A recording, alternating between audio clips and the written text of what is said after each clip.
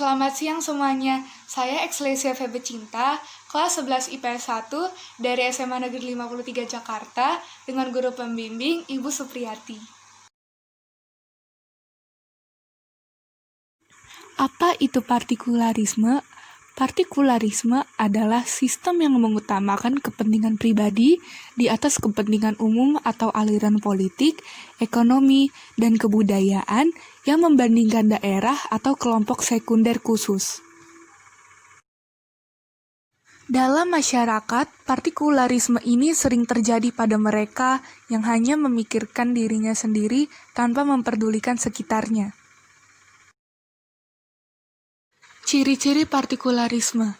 Yang pertama adalah individualis, yaitu mementingkan kepentingan pribadi daripada kepentingan umum. Yang kedua adalah heterogen, yaitu yang bersifat dan berpandangan yang berbeda atau bermacam-macam.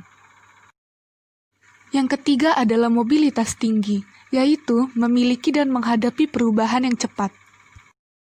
Dan yang keempat adalah berorientasi pada rasionalitas dan fungsi, yang mengedepankan logika dan teknologi.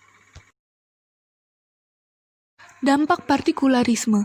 Apa saja sih dampak partikularisme? Yang pertama adalah menghambat integrasi sosial dan nasional. Yang kedua, munculnya sikap egois dan cenderung tertutup dengan kebudayaan lain. Yang ketiga adalah menimbulkan sikap primordialisme dan etnosentrisme. Dan yang keempat menjadi sumber konflik karena cenderung mementingkan pribadi atau kelompok sendiri daripada kepentingan umum. Contoh dari partikularisme adalah seorang pemimpin di suatu perusahaan konstruksi hanya memperkerjakan buruh yang berasal dari kampungnya sendiri. Sekarang kita akan membahas mengenai eksklusivisme. Apa itu eksklusivisme? Eksklusivisme adalah paham yang mempunyai kecenderungan untuk memisahkan diri dari masyarakat. Eksklusivisme berkaitan erat dengan partikularisme sebab mengutamakan kepentingan pribadi, kemudian membuat kelompok tersebut mempunyai kecenderungan memisahkan diri dengan sikap khusus yang disepakati dalam kelompok. Ciri-ciri eksklusivisme ada dua, yaitu mengutamakan kepentingan pribadi dan memiliki kecenderungan untuk memisahkan diri dengan ketentuan yang disepakati dalam kelompok. Dampak eksklusivisme.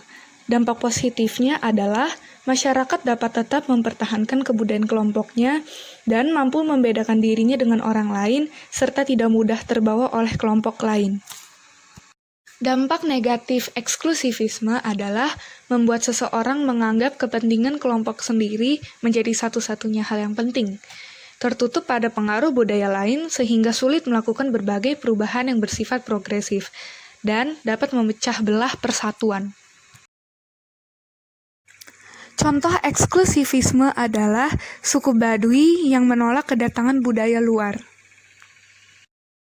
Perbedaan partikularisme dengan eksklusivisme yaitu partikularisme berkaitan dengan bagaimana seseorang berperilaku dalam situasi tertentu, sedangkan eksklusivisme mengutamakan kepentingan pribadi, lalu membuat kelompok tersebut mempunyai kecenderungan memisahkan diri dengan sikap khusus yang disepakati dalam kelompok. Demikian penjelasan dari saya mengenai partikularisme dan eksklusivisme. Semoga bermanfaat. Terima kasih.